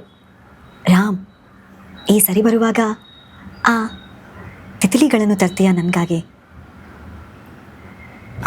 So that one. And also dear Ram, ನಿನಗೆ ಯಾರೂ ಇಲ್ಲವೆಯಾ? ಎಲ್ಲಿ ಕಲ್ತಿದ್ಯಾ ಈ ಸುಳ್ಳು? ತಾಳಿ ಕಟ್ಟಿರೋ ಹೆಂಡತಿಯನ್ನು ಮನೆಯಲ್ಲಿ ಇಟ್ಕೊಂಡು ಯಾರೂ ಇಲ್ಲ ಅಂತ ಹೇಳ್ತಾ ಇದೀಯಾ? ಆಗಲೇ ಹೇಳಿದ್ರು ನಮ್ಮಪ್ಪ ಅವರು, ಈ ಮಿಲಿಟ್ರಿ ಅವರು ಸರಿಯಾಗಿ ಇರಲ್ಲೇ ಅಂತ. ನಾನೇ ಬೇಕು ಅಂತ ಮದುವೆ ಮಾಡ್ಕೊಂಡೆ. ಪರವಾಗಿಲ್ಲ, ನಿನ್ನಗಾಗಿ ಕಾಯುತ್ತಾ ನಿನ್ನ ಹೆಂಡತಿ ಸೀತಾ ಮಹಾಲಕ್ಷ್ಮಿ. ವಾವ್. ಸೊ ಇದು ದುಲ್ಕರ್ ಸಲ್ಮಾನ್ ಅವರದ್ದು ಮತ್ತೆ ಮೃಣಾಲ್ ಠಾಕೂರ್ ಅವರದ್ದು. ಸೊ ಅವ್ರು ಆರ್ಮಿನಲ್ಲಿ ಇರ್ತಾರೆ, ಆಗ ಆ ಲೆಟರ್ಸ್ ಕಳಿಸೋ ಇದು ಬಂದಾಗ ಬರೋ ಸೀನ್ಸ್ ಅಲ್ಲ. ಅದರಲ್ಲಿ ತುಂಬಾ ಪ್ರಕಾಶ್ ರಾಯ್ ಸರ್ ಜೊತೆ ಒಂದು ಸೀನ್ ಇರುತ್ತೆ, ಹೆವಿ ಕ್ರೈ ಸೀನ್. ಅದು ತುಂಬಾ ಕಷ್ಟ ಆಗುತ್ತೆ. ಓಕೆ, ಬಿಕಾಸ್ ಅವರು ಪಾಕಿಸ್ತಾನಲ್ಲಿ ಅರೆಸ್ಟ್ ಆಗಿರ್ತಾರೆ, ಯಾಕೆ ಹೋಗಿದ್ದಾರೆ ಅಂತ ಗೊತ್ತಿಲ್ಲ. ಆಗ ಇವರು ಆಸ್ ಎ ಪ್ರಿನ್ಸೆಸ್ ಆಗಿ ಅವರು ವಿತ್ ಪರ್ಮಿಷನ್ ತಗೊಂಡು ಪ್ರಕಾಶ್ ರಾಜ್ ಅವರ ಕ್ಯಾಬಿನ್ ಒಳಗೆ ಬರ್ತಾರೆ. ಅದು ತುಂಬಾ ಅಗ್ರೆಸಿವ್ ಮೂಮೆಂಟ್ ಅಲ್ವಾ ಅದು. ಸೊ ಅದು ಸ್ವಲ್ಪ ಕಷ್ಟ ಆಯ್ತಾ ಹೇಗೆ? ಹೌದು, ಅಂದರೆ ಕೆಲವು ಹೆಚ್ಚಿನ ಈ ಥರದ ಕ್ಯಾರೆಕ್ಟರ್ಸ್ಗಳು ತುಂಬ ಸಾಫ್ಟ್ ಕ್ಯಾರೆಕ್ಟರ್. ಈ ಸೀತಾ ಮಹಾಲಕ್ಷ್ಮಿ ಕ್ಯಾರೆಕ್ಟರ್ಗಳು ತುಂಬ ಸಾಫ್ಟ್. ಆಗ ಇಮೋಷನ್ಸ್ ಚೇಂಜ್ ಆಗುತ್ತೆ ಇನ್ ಕೆಲವು ಸಂದರ್ಭಗಳಲ್ಲಿ. ಆ್ಯಕ್ಟಿಂಗ್ ಮಾಡುವಾಗ ಓಕೆ, ಅವರು ಆ್ಯಕ್ಟರ್ಸ್ಗಳು ಅದನ್ನು ಚೇಂಜಸ್ ಮಾಡ್ಕೊಳ್ತಾರೆ. ಬಟ್ ಅವರ ಎನರ್ಜಿಗೆ ಮ್ಯಾಚ್ ಮಾಡಿ ವಾಯ್ಸ್ ಕೊಡೋದು ಎಷ್ಟು ಕಷ್ಟ ಅಂತ. ಒಂದು ಕ್ಯಾರೆಕ್ಟರ್ಗೆ ನಾವು ವಾಯ್ಸ್ ಕೊಡ್ತಾ ಇದ್ದೀವಿ ಅಂದರೆ I am totally surrender that character. Okay, ಆ ಕ್ಯಾರೆಕ್ಟರ್ಗೆ ನಾವು ಇನ್ವಾಲ್ವ್ ಆಗಬೇಕು.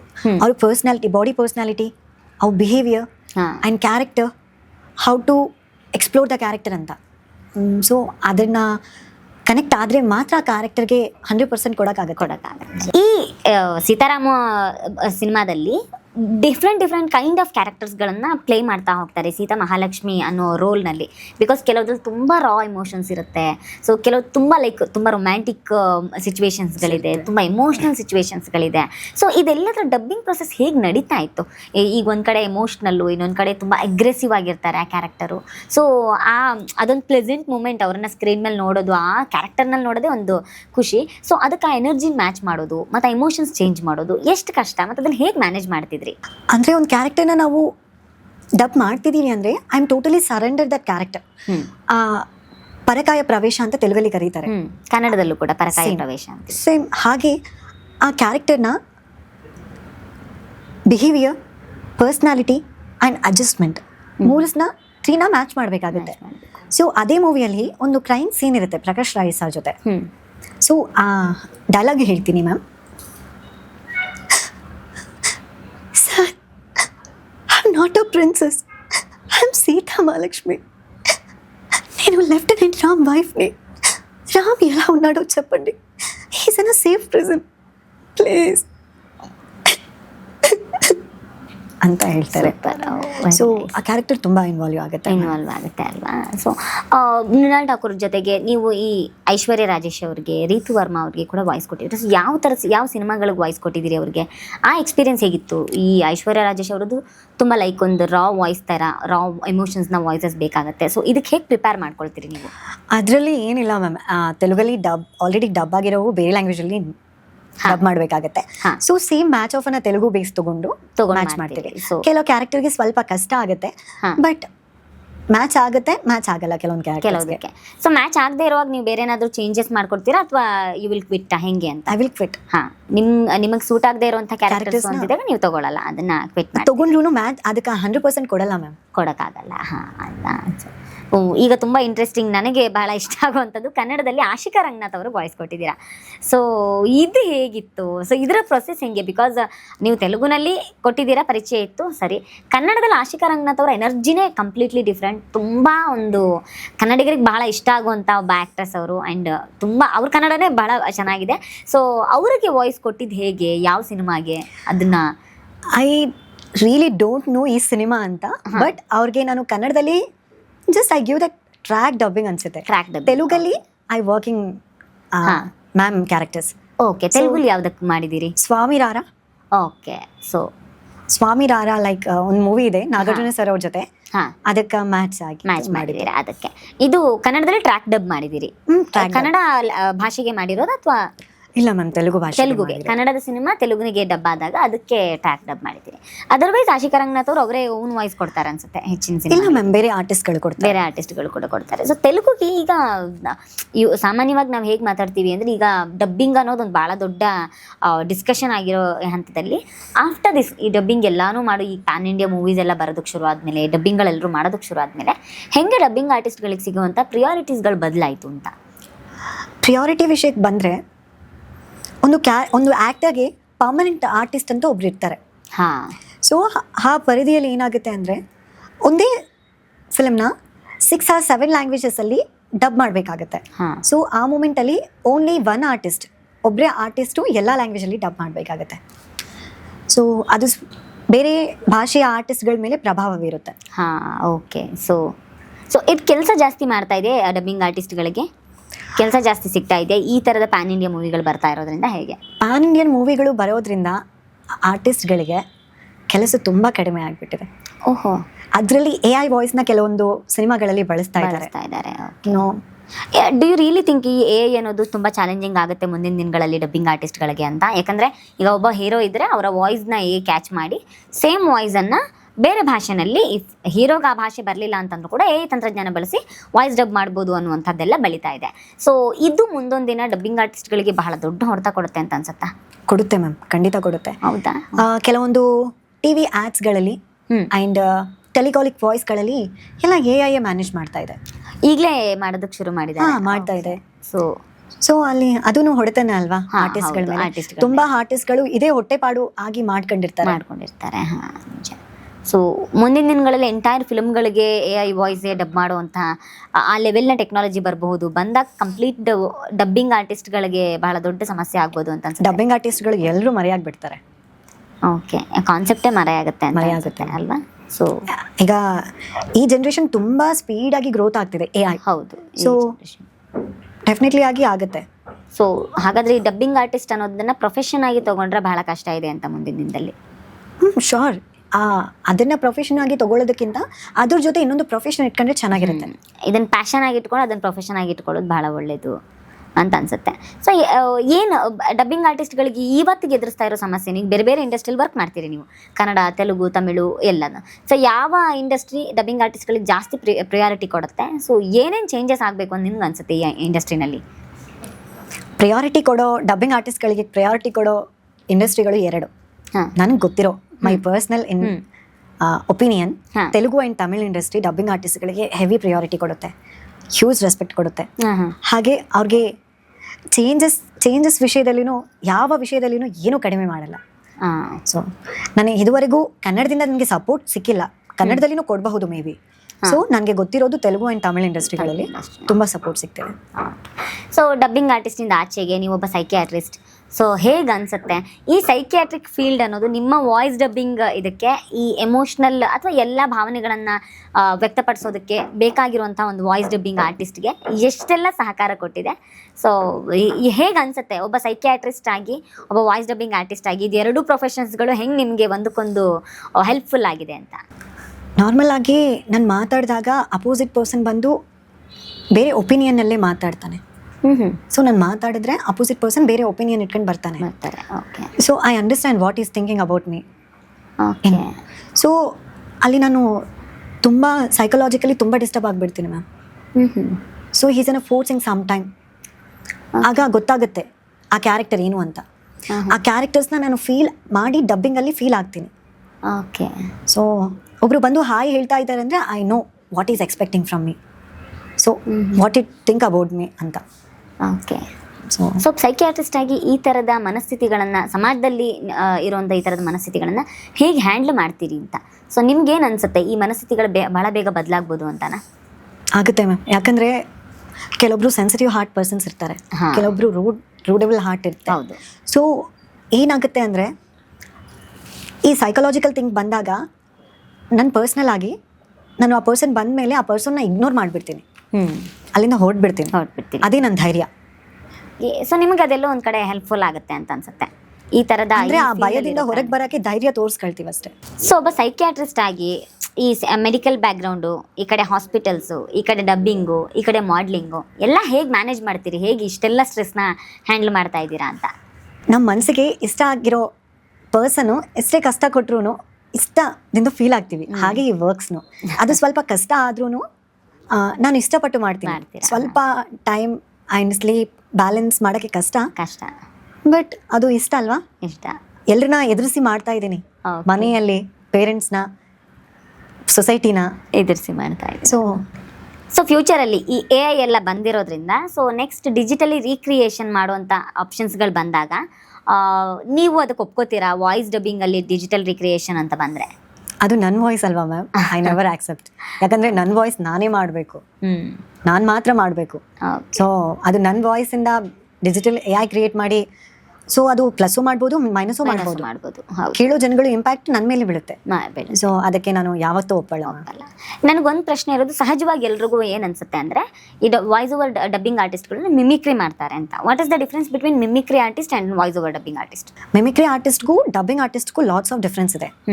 ಈಗ ಚೈತ್ರಾ ಕುಂದಾಪುರ ಮ್ಯಾಮ್ ಅವರು ಮಾತಾಡಿರೋ ಮಾತುಗಳನ್ನ ಬೇರೆ ಒಂದು ಆರ್ಟಿಸ್ಟು ಸೇಮ್ ಗ್ರಿಪ್ಪಲ್ಲಿ ಅವ್ರ ಥರ ವಾಯ್ಸ್ ಹೇಳೋದು. So this called mimicry. Chaitra Kundapura ma'am ಆ್ಯಕ್ಟ್ಗೆ ಬೇರೆ ಒಬ್ಬ ಆರ್ಟಿಸ್ಟ್ ಬಂದು ವಾಯ್ಸ್ ಕೊಡೋದು ಡಬ್ಬಿಂಗ್. ಸೊ ದಟ್ ಈಗ ಅವರದ್ದೇ ವಾಯ್ಸ್ ಅಂತಲ್ಲ, ಸೊ ಇದಕ್ಕೆ ಕೆಲವೊಂದು ಕಡೆ ನೀವು ವಾಯ್ಸ್ ಮೂಲಕ ಜೀವ ತುಂಬ್ತೀರಾ ಅಂತ. ಸೊ ಈಗ ಒಬ್ಬ ನಾರ್ಮಲ್ ಮಿಮಿಕ್ರಿ ಆರ್ಟಿಸ್ಟ್ ಬಂದು ವಾಯ್ಸ್ ಓವರ್ ಡಬ್ಬಿಂಗ್ ಮಾಡೋದು ಬಹಳ ಕಷ್ಟ ಅಂತ. ತುಂಬ ಕಷ್ಟ, ಸಾಧ್ಯ ಆಗೋದಿಲ್ಲ. ಸೊ ಈಗ ಬಹಳ ಮುಖ್ಯವಾಗಿರೋ ಪ್ರಶ್ನೆಗೆ ಬರ್ತೀನಿ. ಸೊ ತುಂಬ ದೊಡ್ಡ ಬಜ್ ಕ್ರಿಯೇಟ್ ಆಗಿದೆ ನಿಮ್ಮ ಅಪ್ಕಮಿಂಗ್ ಪ್ರಾಜೆಕ್ಟ್ಸ್ಗಳ ಬಗ್ಗೆ. ಸೊ ಅಪ್ಕಮಿಂಗ್ ಪ್ರಾಜೆಕ್ಟ್ಸ್ಗಳ ಬಗ್ಗೆ ಏನಾದರೂ ಹೇಳ್ಬೋದಾ? ಸದ್ಯಕ್ಕೆ ಇಂಡಿಯಾದ ಅಂದರೆ ಮೋಸ್ಟ್ ಡಿಸ್ಕಷನಲ್ಲಿರೋವಂಥ ಸಿನಿಮಾಗೆ ವಾಯ್ಸ್ ಕೊಡ್ತಾ ಇದ್ದೀರಾ, ಅದರ ಆ್ಯಕ್ಟ್ರೆಸಸ್ಗಳಿಗೆ ವಾಯ್ಸ್ ಕೊಡ್ತಾ ಇದ್ದೀರಾ. ಯಾವ ಆ್ಯಕ್ಟ್ರೆಸಸ್ ಅಂತ ಬೇಡ, ಯಾವ ಪ್ರಾಜೆಕ್ಟ್ಗೆ ವರ್ಕ್ ಮಾಡ್ತಾ ಇದ್ದೀರಾ ಈಗ? ನಮ್ಮ ಪ್ರಾಜೆಕ್ಟ್ ಬಂದ್ಬಿಟ್ಟು ರಾಮಾಯಣ. ಹಾಂ, ಆ್ಯಂಡ್ ಯಶ್ ಸರ್ದು ರಾಮಾಯಣ ಆ್ಯಂಡ್ ಆಲ್ಸೋ ಯಶ್ ಸರ್ದು ಟಾಕ್ಸಿಕ್. ಸೊ ಎರಡಕ್ಕೂ ನೀವೇ ವಾಯ್ಸ್ ಕೊಡ್ತೀರಾ? ಮೇನ್ ಆ್ಯಕ್ಟರ್ಸ್ ವಾಯ್ಸನ್ನು ನೀವು ಇದು ಮಾಡ್ತಾ ಇದ್ದೀರಾ? ಸೊ ವೆದರ್ ಅಂದರೆ ಒರಿಜಿನಲ್ ಇದು ಕೊಡ್ತಿದ್ದೀರಾ ಅಥವಾ ಡಬ್ಬಿಂಗ್ಗಳಿಗೆ ನೀವು ಬೇರೆ ಲ್ಯಾಂಗ್ವೇಜ್? ಡಬ್ಬಿಂಗ್ ಅನ್ನೋ ವಿಷಯ ಔಟ್ಪುಟ್ಟಲ್ಲಿ ನೀವೇ ನೋಡ್ತೀವಿ. ಸೊ ಅದ್ರ ಬಗ್ಗೆ ನಾನು ಮಾತಾಡೋಕ್ಕಾಗಲ್ಲ. ಬಟ್ ಸೊ ಟಾಕ್ಸಿಕ್ ಆ್ಯಂಡ್ ರಾಮಾಯಣದಲ್ಲಿ ನಿಮ್ಮ ವಾಯ್ಸ್ನ ಮತ್ತೆ ಕೇಳಿಸ್ಕೊಳ್ಬೋದು ನಾವು. ಸೊ ಹೇಗೆ ಅನ್ನಿಸ್ತಾ ಇದೆ ಈ ಎಕ್ಸ್ಪೀರಿಯನ್ಸ್? ಅಂದರೆ ದೇಶ ಇಡೀ ಕಾಯ್ತಾ ಇರುವಂಥ 2 ಸಿನಿಮಾಗಳದು, ಅದು ನಮ್ಮ ಕನ್ನಡದ ಹೆಮ್ಮೆಯ ಮಗ ಯಶ್ ಸರ್ ಅವರದ್ದು ಸಿನಿಮಾನೇ ಎರಡೂ ಕೂಡ. ಸೊ ಆ 2 ಸಿನಿಮಾದಲ್ಲಿ ವರ್ಕ್ ಮಾಡ್ತಾ ಇರೋದ್ರ ಎಕ್ಸ್ಪೀರಿಯನ್ಸ್ ಹೇಗಿದೆ, ಹೆಂಗಿರುತ್ತೆ, ಇದರ ಬಿಹೈಂಡ್ ದ ಸೀನ್ಸ್ ಹೆಂಗಿರುತ್ತೆ ಅಂತ? I am so excited. So Yash is a big boss, right? ಹೌದು. So South India, North India, in ವರ್ಲ್ಡ್ಗೆ ಸ್ಟಾರ್ ಅವರೀಗ. ಸೊ ಆ ಸರ್ ಪ್ರಾಜೆಕ್ಟ್ಸ್ಗೆ ನಾರ್ಮಲ್ ಆಗಿ ಕರ್ನಾಟಕದ, ಅದು ಉತ್ತರ ಕರ್ನಾಟಕದ ರಾಯಚೂರಿನ ಒಂದು ಚಿಕ್ಕ ಹಳ್ಳಿಯ ಜಸ್ಟ್ ಡಬ್ಬಿಂಗ್ ಆರ್ಟಿಸ್ಟ್ ಅವನು ಮಾಡ್ತಿದ್ದಾನೆ ಅಂದರೆ ನನಗೆ ಎಂಕರೇಜ್ಮೆಂಟ್ ಅನ್ನೋದು ಆರ್ ನನ್ನ ಸೆಲ್ಫ್ ಮೋಟಿವೇಶನ್ ಅನ್ನೋದು ತುಂಬ ಹೈಪ್ಗೆ ಹೋಗುತ್ತೆ. ಸೊ ಕೆಲವೊಬ್ಬರಿಗೆ ಇದು ರಿಸೀವ್ ಮಾಡ್ಕೊಳಕ್ಕಾಗಲ್ಲ, ಕೆಲವೊಬ್ರು ರಿಸೀವ್ ಮಾಡ್ಕೊಳ್ತಾರೆ.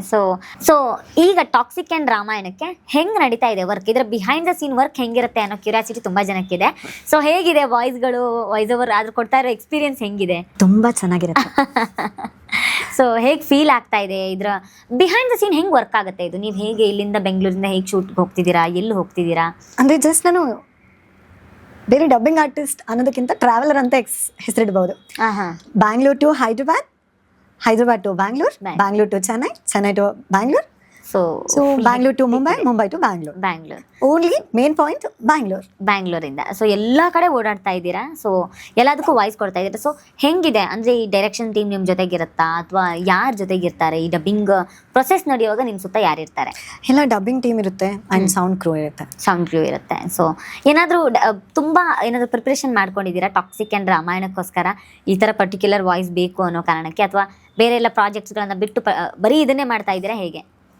ಬೇರೆ ಎಲ್ಲ ಪ್ರಾಜೆಕ್ಟ್ ಬಿಟ್ಟು ಇವೇ ಮಾಡ್ತಿದ್ದೀನಿ ನಾನು.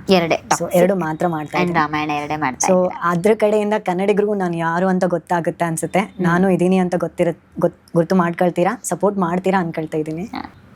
ಈ ಟಾಕ್ಸಿಕ್ ಸಿನಿಮಾದಲ್ಲಿ ಹೆಂಗೆ ಪ್ರೆಷರ್ನ ಮೇಂಟೈನ್ ಮಾಡಿ? ಈಗ ಯಶ್ ಅವರ ಬಹಳ ದೊಡ್ಡ ಸಿನಿಮಾ, ಸೊ ಪ್ರೆಷರ್ ಇದೆಯಾ ಈ ಸಿನಿಮಾದ ವಾಯ್ಸ್ ಕೊಡುವಾಗ, ವರ್ಕ್ ಕೊಡುವಾಗ? ಎಲ್ಲಿ ಪ್ರೆಷರ್ ಇಲ್ಲ ಮ್ಯಾಮ್, ಸಾಫಿ ಆಗಿ ಮುಗ್ದೋಗುತ್ತೆ. ಯಾಕಂದ್ರೆ ದೊಡ್ಡ ಫಿಲ್ಮ್ಗಳಲ್ಲಿ ಪ್ರೆಷರ್ ಇರುತ್ತೆ ಅನ್ನೋದು ತುಂಬಾ ದೊಡ್ಡ ಅಪೋಹ. ಹಾ. ಆ ಥರ ಏನಿಲ್ಲ, ಸಿಂಪ್ಲಿ ಫ್ರೆಂಡ್ಲಿ ಆಗಿ ಮುಗ್ದೋಗುತ್ತೆ. ಬಟ್ ರೆಗ್ಯುಲರ್ ಸಿನಿಮಾಗಳಿಗೂ ಟಾಕ್ಸಿಕ್ ಅಂತ ದೊಡ್ಡ ದೊಡ್ಡ ಪ್ರಾಜೆಕ್ಟ್ಗಳಿಗೂ ಏನು ಡಿಫ್ರೆನ್ಸ್ ಇರುತ್ತೆ? ಬಿಕಾಸ್ ನೀವು ಪೂರ್ತಿ ವರ್ಷ ಬೇರೆ ಎಲ್ಲ ಕೆಲಸ ಬಿಟ್ಟು ಬರೀ ಒಂದೇ ಸಿನಿಮಾಗೆ ಡೆಡಿಕೇಟೆಡ್ ಆಗಿ ವರ್ಕ್ ಮಾಡ್ತೀರಿ. ಸೊ ಏನು ಡಿಫ್ರೆನ್ಸ್ ರೆಗ್ಯುಲರ್ ಸಿನಿಮಾಗಳಿಗೂ ಟಾಕ್ಸಿಕ್ ಅಂತ ಬಿಗ್ ಪ್ರಾಜೆಕ್ಟ್ಸ್ಗಳಿಗೂ ಏನು ಡಿಫ್ರೆನ್ಸ್? ಯಾಕಂದ್ರೆ ಅದ್ರ ಮೇಲೆ ಒಂದು ಕಾನ್ಸಂಟ್ರೇಷನ್ ಅನ್ನೋ, ವರ್ಕ್ ಕಾನ್ಸಂಟ್ರೇಷನ್ ಅನ್ನೋದು ಬೆಳೆಯುತ್ತೆ. ಅವರು ಎಲ್ಲರೂ ಸೇರಿ ಅಷ್ಟು ಬಜೆಟ್ನ, ಸಿನಿಮಾ ಬಜೆಟ್ ಇಟ್ಕೊಂಡು ಮಾಡ್ತಿದ್ದಾರೆ ಅಂದರೆ ಅದಕ್ಕೆ ತಕ್ಕಷ್ಟು ವ್ಯಾಲ್ಯೂಯೇಬಲ್ ಟೈಮ್ ನಾವು ಅದಕ್ಕೆ ಕೊಡಬೇಕಾಗತ್ತೆ. ಅದಕ್ಕೆ ಕೊಡಬೇಕಾಗಿರೋ ಟೈಮಲ್ಲಿ ಬೇರೆ ಪ್ರಾಜೆಕ್ಟ್ಗೆ ಕೊಟ್ಟರೆ ಇದಕ್ಕಿರೋ ವ್ಯಾಲ್ಯೂ ಹೋಗುತ್ತೆ. ಸೊ ಈ ಪ್ರಾಜೆಕ್ಟ್ನೇ ಫಸ್ಟ್ ಪ್ರಿಯಾರಿಟಿ ಆಗಿ ಇಟ್ಕೊಂಡಿರೋದು. ಸೊ ನನಗೆ ಒಂದು ಕ್ಯೂರಿಯಾಸಿಟಿ ಏನು ಅಂದರೆ, ಸಾಮಾನ್ಯವಾಗಿ ಆ್ಯಕ್ಟ್ರೆಸ್ಗಳು ಅಥವಾ ಆ್ಯಕ್ಟರ್ಗಳು ಯಾವುದೇ ಸಿನಿಮಾ ಒಂದು ಪ್ರಾಜೆಕ್ಟ್ ಒಪ್ಕೊಳ್ತಾರೆ ಅಂತಂದರೆ ಆಗ ಅವ್ರಿಗೆ ಒಂದು ಪ್ರೀ ಟ್ರೈನಿಂಗ್ ಸೆಷನ್ ಅಂತ ನಡೆಯುತ್ತೆ ಆ ಕ್ಯಾರೆಕ್ಟರ್ಗೋಸ್ಕರ. ಫಾರ್ ಎಕ್ಸಾಂಪಲ್, ಈಗ ಯಾವುದೋ ಒಬ್ಬ ಹೀರೋ ಅಥವಾ ಹೀರೋಯಿನ್ ಆನ್ ಬೋರ್ಡ್ ಆದ ತಕ್ಷಣಕ್ಕೆ ಈ ಸಿನಿಮಾ ಹೀಗೆ ನಡೆಯುತ್ತೆ, ಇದರ ಕ್ಯಾರೆಕ್ಟರೈಸೇಷನ್ ಹಿಂಗಿರುತ್ತೆ, ಇದರ ಆ್ಯಕ್ಟಿಂಗ್ ಹಿಂಗಿರುತ್ತೆ ಅನ್ನೋದು ಒಂದು ಪ್ರೀ ಶೂಟಿಂಗಿಂತ ಮುಂಚೆ ಒಂದು ಟ್ರೈನಿಂಗ್ ಸೆಷನ್ಸ್ ಅಂತ ನಡೆದಿರುತ್ತೆ. ಸೊ ವಾಯ್ಸ್ ಓವರ್ ಆರ್ಟಿಸ್ಟ್ಗಳಿಗೆ ಈ ಥರದ್ದು ಏನಾದರೂ ಒಂದು ಪ್ರಿಪ್ರೇಷನ್ಸ್ ಇರುತ್ತಾ ಎನಿ ಸಿನಿಮಾ? ಬಿಕಾಸ್ ನೀವು ಒಂದು ಮೇಜರ್ ಕ್ಯಾರೆಕ್ಟರ್ಗೆ ವಾಯ್ಸ್ ಕೊಡ್ತಾ ಇರ್ತೀರಿ, ಆ ಥರದ ಪ್ರಿಪ್ರೇಷನ್ಸ್ಗಳಿರುತ್ತಾ? ಏನೂ ಇರಲ್ಲ. ಸ್ಟುಡಿಯೋಗೆ ಡೈರೆಕ್ಟ್ ಹೋದ್ಮೇಲೆ ಸ್ಕ್ರಿಪ್ಟ್ ಕೊಡ್ತಾರೆ, ಹಿಂಗಿರುತ್ತೆ character. So she is like independent woman, bold woman ಅಂತ ಹೇಳ್ತಾರೆ. ಸೊ ಆ ಕ್ಯಾರೆಕ್ಟರ್ಗೆ ತಕ್ಕಷ್ಟು ವಾಯ್ಸ್ನ ಕೊಡಬೇಕಾಗುತ್ತೆ ಅಷ್ಟೇ. ಡೈರೆಕ್ಟ್ ಹೋಗೋದು, ಸ್ಕ್ರೀನ್ ನೋಡೋದು, ವಾಯ್ಸ್ ಕೊಡೋದು ಅಷ್ಟೇ. ಸೊ ಎಲ್ಲ ಒಂದು ಕಡೆ ವಾಯ್ಸ್ ಓವರ್ ಆರ್ಟಿಸ್ಟ್ಗಳಿಗೆ ಅಂಥ ಫ್ರೀಡಮ್ ಏನೂ ಇರೋದಿಲ್ಲ. ಈಗ ಎಷ್ಟಿದೆ ಸ್ಕ್ರೀನ್ ಮೇಲೆ ಎಷ್ಟು ಕಾಣುತ್ತೆ ಅಷ್ಟೇ ಮಾಡಬೇಕಾಗುತ್ತೆ. ಯಾವುದಾದ್ರೂ ಒಂದು ಸಂದರ್ಭದಲ್ಲಿ ಡೈರೆಕ್ಟರ್ಗಳು ನಿಮ್ಮ ವಾಯ್ಸನ್ನು ಚೇಂಜ್ ಮಾಡ್ಕೊಳ್ಳಿ ಅಂತ ಹೇಳಿದ್ಯಾ ಯಾವುದೊಂದು ಕ್ಯಾರೆಕ್ಟರ್ನ ಕಾರಣಕ್ಕೆ? ಸೊ ಅದು ನಿಮ್ಗೆ ಇಷ್ಟ ಆಗದೆ ಅರ್ಧದಲ್ಲೇ ಪ್ರಾಜೆಕ್ಟ್ಸ್ ಯಾವುದಾದ್ರು ಬಿಟ್ಟಿರೋದಿದೆಯಾ ಹೇಗೆ ಅಂತ? ಯಾವತ್ತೂ ಆ ಥರ ಪ್ರಾಜೆಕ್ಟ್ಸ್ ಮಾಡಿಲ್ಲ. ಬಟ್ ನೀವು ಹೇಳಿದ ಹಾಗೆ ಕೆಲವೊಂದು ಸ್ಕ್ರೀನಲ್ಲಿ ಕಾಣಿಸೋ ಸೆಮಿ ಡೈಲಾಗ್ಸ್ ಇರುತ್ತೆ. ಲೈಕ್ ಒಂದು ಕ್ಯಾಮೆರಾ ಸಮುದ್ರದ ಮೇಲೆಯಿಂದ ಬೀಚ್ ಮೇಲೆಗೆ ತರ್ತಾರೆ. ಬೀಚ್ ಮೇಲೆ ಇಬ್ರು ಆಕ್ಟರ್ಸ್ ವಾಕ್ ಮಾಡ್ತಾ ಇರ್ತಾರೆ. ಸೊ ಅವಾಗ ವಾಕ್ ಮಾಡ್ತಿರ್ಬೇಕಾದ್ರೆ ಸಮುದ್ರ ತೋರಿಸುವಾಗ ಸೌಂಡ್ಸ್ ಕೇಳಿಸುತ್ತೆ. ಆ ಸೌಂಡ್ಸ್ ಕೇಳಿಸುವಾಗ ಅಲ್ಲಿ ಡೈಲಾಗ್ ಏನಿರಲ್ಲ. ಆ ಸೀನ್ನ ಊಹಾ ಮಾಡ್ಕೊಂಡು ನಾವೇ ಹೊಸ ಡೈಲಾಗ್ ಹೇಳ್ಬೇಕಲ್ಲಿ, ಅದಿಷ್ಟು ಕವರ್ ಆಗೋವರೆಗೂ. ಸೊ ಆ camera hero heroine like face ಮಾಡೋವರೆಗೂ ಮಿಕ್ಕ ಡೈಲಾಗ್ ಎಲ್ಲ ನಾವು ಓನೇ ಹೇಳಬೇಕು, ಅವರೇ ಹೇಳ್ತಾರೆ. ಸೊ ಈ ಥರ ಇಲ್ಲಿ ಸೀನ್ ಇರುತ್ತೆ, ಈ ಡೈಲಾಗ್ನ ಅಲ್ಲಿರೋ ಸೀನಲ್ಲಿ ಟಾಕ್ ಲೈಕ್ ಸೀನ್ನ ನೀನೇ ಓನ್ ಆಗಿ ಹೇಳು ಅಂತ ಮ್ಯಾಚ್ ಆಗೋ ಥರ. ಓಕೆ. ಸೊ ಅಂದ್ರೆ ಅವ್ರು ಸ್ಕ್ರಿಪ್ಟ್ ಕೊಡಲ್ಲ. ಸೊ ನೀವು ಆನ್ ಸ್ಪಾಟ್ ಅಲ್ಲಿ ಡೈಲಾಗ್ ಆನ್ ಸ್ಪಾಟ್ ಅಲ್ಲೇ ಡೈಲಾಗ್ ನಾವೇ ಹೊಸದು ಬರೆದು ಹೇಳಬೇಕಾಗುತ್ತೆ. ಸೊ ಆ ಥರ ಆಗಿದ್ದಿದೆಯಾ? ಯಾವ ಸಿನಿಮಾಗೆ ಆ ಥರದ್ದು ಯಾವ್ದಾದ್ರು ಎಕ್ಸ್ಪೀರಿಯನ್ಸ್ ಆಗಿದೆ? ತುಂಬಾ ಸಿನಿಮಾಸ್ ಆಗಿದೆ, ಇದು ಅಂತ ಪರ್ಟಿಕ್ಯುಲರ್ ಇಲ್ಲ. ಒಂದೆರಡು ಸಿನಿಮಾ. ರೀಸೆಂಟ್ಲಿ ಒಂದು ಸೆಮಿ ಪ್ರಾಜೆಕ್ಟ್ ಒಂದು ಮಾಡಿದೆ ನಾನು. ಆ ಪ್ರಾಜೆಕ್ಟ್ ಅಲ್ಲಿ ಹೀರೋ ಒಂದು ಬುಕ್ ರೀಡ್ ಮಾಡ್ತಾ ಇರ್ತಾನೆ. ಆ ಬುಕ್ಕಲ್ಲಿ ಏನು ಬರ್ದಿರಲ್ಲ, ಲೈಕ್ ಡೈಲಾಗೇ ಇಲ್ಲ. ಅವನು ಸುಮ್ಮನೆ ನೋಡ್ತಾ ಇರ್ತಾನೆ, ಪೇಜ್ ಟರ್ನ್ ಮಾಡ್ತಾ ಇರ್ತಾನೆ ಒಂದು ಫೇಸ್ ಅಲ್ಲಿ. ಬಟ್ ಅದರಲ್ಲಿ ವಾಯ್ಸ್ ಕೇಳಿಸ್ಬೇಕು ಅವನಿಗೆ. ಸೊ ಅವನು ಜಸ್ಟ್ ಅವರು ಪೇಜ್ ಟರ್ನ್ ಮಾಡ್ತಾ ಇರ್ತಾರೆ, ಅಲ್ಲಿ ಏನು ವಾಯ್ಸ್ ಇರಲ್ಲ, ಡೈಲಾಗ್ಸ್ ಇರಲ್ಲ. ಅಲ್ಲಿ ಹೊಸ ಕವಿತೆ ಬರೆದು ನಾನೇ ಹೇಳಿದ್ದು. ಓಕೆ. ಆ ಕವಿತೆ ಹೇಳ್ಬೋದಾ? ನೆನಪಿದ್ಯಾ ಈಗ? నా పేరు చైత్ర, నేను ఒక రచయిత.